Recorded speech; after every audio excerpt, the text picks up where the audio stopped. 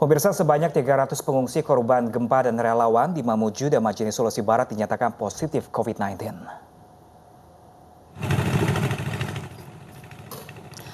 Ribuan warga korban gempa masih mengungsi di sejumlah posko pengungsian di Majene dan Mamuju, Sulawesi Barat. Rata-rata mereka tinggal dalam tenda darurat, berisi 3 hingga 4 keluarga. Padatnya pengungsian menyebabkan lebih dari 300 pengungsi dan relawan dinyatakan terpapar COVID-19 setelah dilakukan pemeriksaan secara bertahap. Tim gugus tugas COVID-19 Sulawesi Barat masih melakukan rapid antigen di sejumlah pusat pengungsian di Mamuju dan Majene. Jika reaktif akan diminta isolasi mandiri dan tidak diperbolehkan bergabung dengan pengungsi lainnya. Jika terjadi gempa, itu masyarakat langsung meninggalkan rumah dan mencari tempat ketinggian. Karena pertama takut dengan runtuhan, yang kedua adalah takut dengan tsunami. Oleh karena itu, pada saat gempa terjadi, maka masyarakat mencari tempat ketinggian dan memasang tenda ya sesuai kadarnya. Bahkan di depan rumahnya orang tidak pakai tenda dan sudah tidak. Ya, pemirsa, hingga hari keempat diselenggarakannya tes Genos C19 di Stasiun Pasar Senen, Jakarta. Calon penumpang lebih memilih tes Genos dibanding rapid test antigen karena proses pengambilan simpel yang lebih nyaman.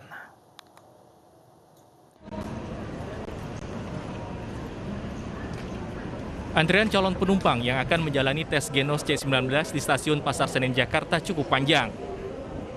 Tes Genos C19 menjadi salah satu alternatif tes COVID-19 selain rapid test antigen bagi calon penumpang yang akan menaiki kereta api jarak jauh. Sejak pagi hingga Sabtu siang sudah lebih dari 200 calon penumpang yang menjalani tes Genos C19 sebagai syarat perjalanan.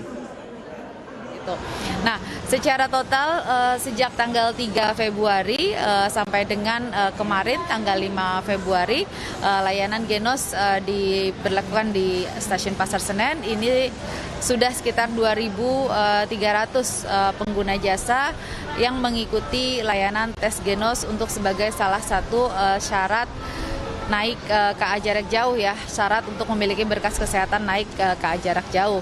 Dan seperti yang kita ketahui sesuai dengan surat edaran Kemenhub nomor 11 sendiri, untuk dapat menggunakan KA jarak jauh, seluruh pengguna jasa harus dapat memenuhi syarat, salah satunya memiliki berkas pemeriksaan kesehatan terkait deteksi COVID-19. Di hari keempat pemberlakuan tes Genos, Stasiun Pasar Senen menambah 4 alat tes karena tingginya minat calon penumpang. Selain harga yang lebih murah, pengambilan sampel tes Genos lebih nyaman ketimbang rapid test antigen. Yang pasti karena murah ya, dan lagi juga kita tidak perlu merasakan sakit, karena yang waktu itu sempat pakai antigen dan itu tuh sebenarnya sakit sih. Iya. Nantinya dalam kurun waktu 3 hingga 5 menit, calon penumpang bisa mengetahui hasil dari Genos C19 ini apakah positif atau negatif. Sementara untuk harga tes Genos di stasiun sebesar Rp20.000, lebih murah dari rapid test antigen yang mencapai Rp105.000. Dari pengujian itu diketahui tingkat akurasi Genos mencapai 97%. Jika hasilnya positif, calon penumpang akan diarahkan ke ruang isolasi untuk ditangani secara lebih lanjut dan tiket kereta yang dimilikinya akan dibatalkan atau di-refund. Dari Jakarta, Revika Sibarani, Rizky Julianto, iNews melaporkan.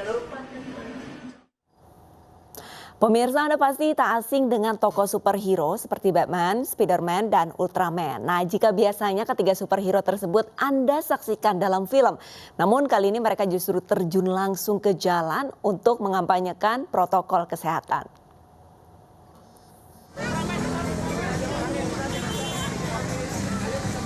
Manusia kelelawar alias Batman, Spider-Man, atau manusia laba-laba dan Ultraman, 3 superhero ini turun langsung dalam kampanye protokol kesehatan di Pasar Senen Jaya, Jakarta Pusat.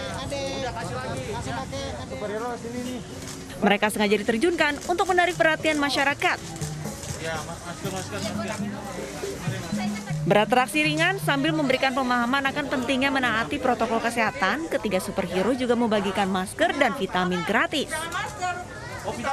Kampanye protokol kesehatan yang tak biasa ini sengaja dilakukan jajaran Polres Metro Jakarta Pusat, mengingat angka penyebaran COVID-19 di Jakarta yang semakin tinggi. kami membagikan 10.000 masker ya kepada masyarakat yang ada di Pasar Senen ini, serta 5.000 vitamin C. Maksud dan tujuannya biar masyarakat sadar untuk menggunakan masker sehingga penyebaran COVID-19 dapat dikendalikan. Selain pusat perbelanjaan, kampanye serupa juga akan digelar petugas di tempat-tempat umum lainnya seperti pasar tradisional, terminal hingga stasiun sebagai upaya nyata memerangi bahaya virus corona. Dari Jakarta, Raniston Sanjaya, News melaporkan.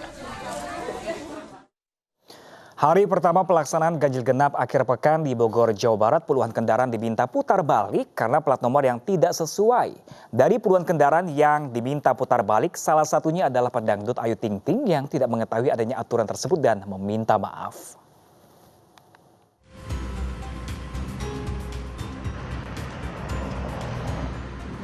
Sejumlah kendaraan terjaring razia ganjil genap di titik checkpoint gerbang tol Bogor, Jawa Barat.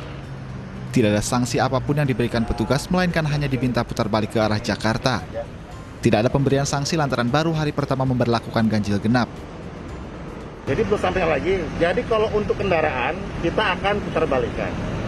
Kan sudah ada pengecualian dan sebagainya, tidak mengganggu mobilitas dan sebagainya. Nah, ini bukan ganjil genap dalam rangka kemacetan lalu lintas. Ini tentang protokol kesehatan. Maka sanksinya pun adalah protokol kesehatan. Sudah diatur dalam peraturan wali kota, bagaimana sanksinya, ya mungkin nanti ada sanksi sosial, ada nanti sanksi denda dan sebagainya, itu yang kami lakukan. Sementara itu, Wali Kota Bogor Bima Arya yang memantau langsung jalannya aturan ganjil genap menyebut evaluasi efektivitas sistem ganjil genap akan dilakukan pada pekan depan. Ini masih banyak yang itu, yang kalau kita lihat jalur yang ke kiri yang langsung masih jauh lebih banyak. Berarti secara umum sosial sudah sampai, beberapa kita minta putar balik menerima, berarti nggak ada tujuan yang jelas.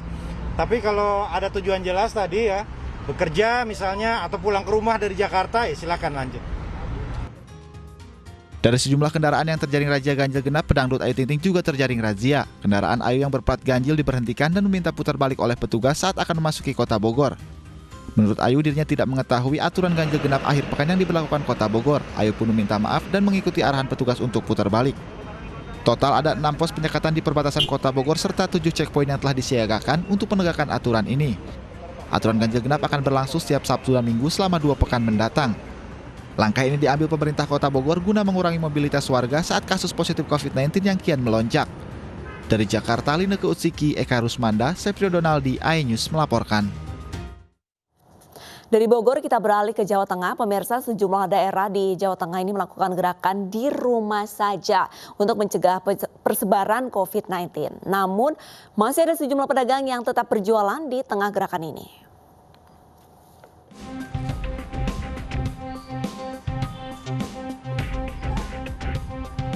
Akhir pekan ini, sebuah daerah di Jawa Tengah melakukan gerakan di rumah saja secara bersama-sama. Namun gerakan di rumah saja ternyata tak diindahkan sebagian warga kota Tegal. Meski pasar telah ditutup, namun sejumlah pedagang nekat berjualan di pinggir jalan. Sejumlah warga menyerbu lapak dadakan pedagang keliling untuk mempersiapkan kebutuhan mereka sehari-hari.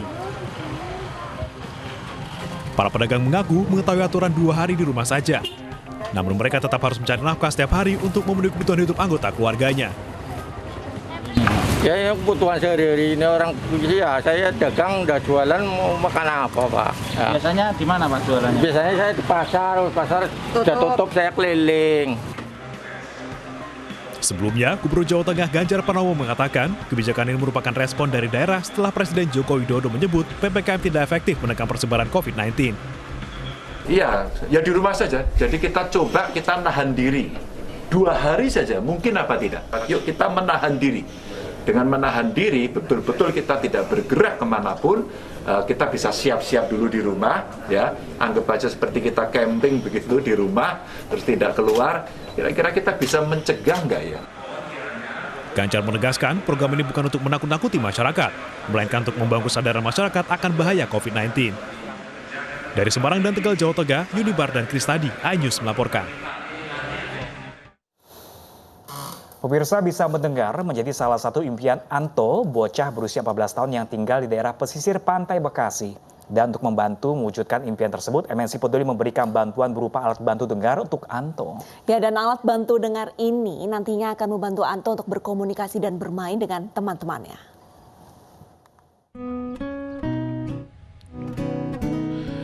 Bermain atau menjala ikan menjadi kegiatan sehari-hari bagi Anto, bocah 14 tahun yang tinggal di Desa Pantai Bakti, Muara Gembong, Bekasi, Jawa Barat. Sekilas Anto terlihat biasa, namun sejak kecil Anto sudah mengalami gangguan pendengaran. Karena keterbatasannya tersebut, ia pun tidak bersekolah lantaran malu.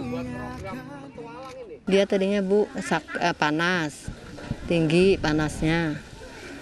Terus saya bawa ke dokter, belum gak sembuh-sembuh. Kayak begitu, saya bawa lagi pulang. Sampai di rumah, saya cari yang bisa juga. Masih anggar aja. Udah begitu ya, begitulah nggak bisa bicara jadinya. Kondisi ekonomi keluarga yang kurang mampu membuat kedua orang tuanya tak mampu untuk membelikan alat bantu dengar. Prihatin dengan kondisi tersebut, MNC Peduli memberikan bantuan berupa alat bantu dengar untuk Anto untuk memperkuat penerimaan suara yang kurang jelas. Ini juga bagian dari program desa binaan kami di MNC Peduli, di mana kita membantu desa di Muara Gembong untuk kami bina dan kami bimbing agar mereka juga bisa di-develop seperti itu. Bantuan ini diharapkan dapat membuat Anto berkomunikasi dengan baik dan memotivasi dirinya untuk mau bersekolah. Untuk itu mari bersama MNC Peduli kita terus membantu masyarakat yang membutuhkan seperti Anto di berbagai pelosok tanah air. Tim Liputan iNews melaporkan. FC Utrecht resmi perkenalkan pemain tim nasional Indonesia U19 Bagus Kavi. Informasi selengkapnya akan kami hadirkan usai jeda.